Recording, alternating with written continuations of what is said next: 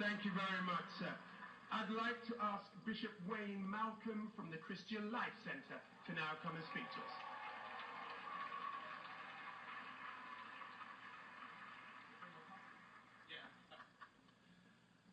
Thank you. This is a wonderful meeting. I love the energy that I feel. Actually, it reminds me of being in church. Amen. What is most exciting about this meeting is that it is the coming together of various pockets in our community, coming together to express our solidarity and our common concern for the issues that we all face. And I'm not sure what we're really going to get out of tonight, but I would like us to get perhaps this one thing.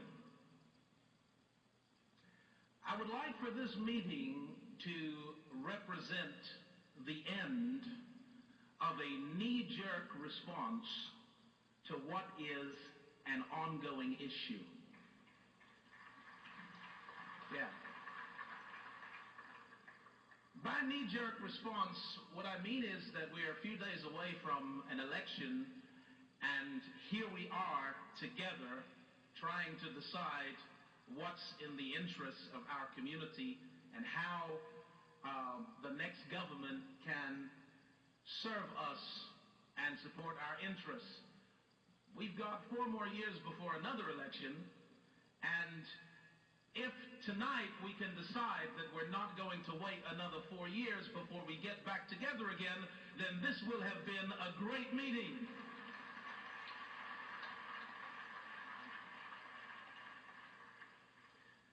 In fact, I would like to see the continual coming together of leaders in our community, peoples in our communities, to discuss these issues and to craft out some sort of position so that when we do get together with our political parties, we are speaking with one voice and exercising the true power of our democratic privilege. You see, we want to realize the promise of democracy, the promise of equal rights and justice, the promise of equal opportunity and equal access to resources.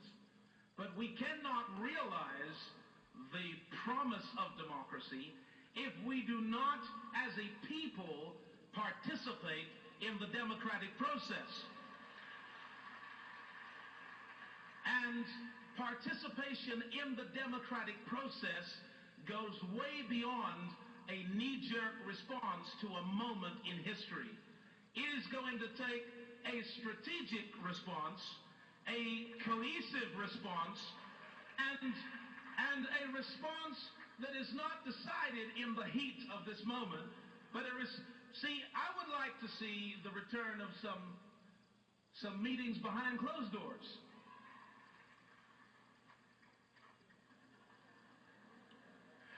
Because it's all very well that we are meeting up here on this platform, but I think that we let our people down if the only time we ever meet is on platforms like this, when the camera is upon us and when it looks good for us to meet like this. I would like to see us meet more often to discuss the issues that relate to our community so we can decide what we agree on, so we can focus on what we agree on, so that when we speak, we are speaking with one voice and they have to listen to what we have to say. Oh, now it feels like church.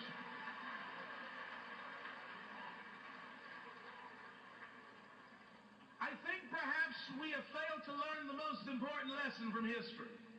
And it is this, that if you can divide a people, you can conquer them. And there is a verse in the Bible that says a house divided against itself is quickly brought to desolation. And so if we continue operating in little pockets of interest here, pockets over there, we will never realize the promise of democracy. Therefore, I call upon us. Let's get together before the next general election as often as we possibly can so that we can speak with one voice and demand that we are heard. Somebody say amen.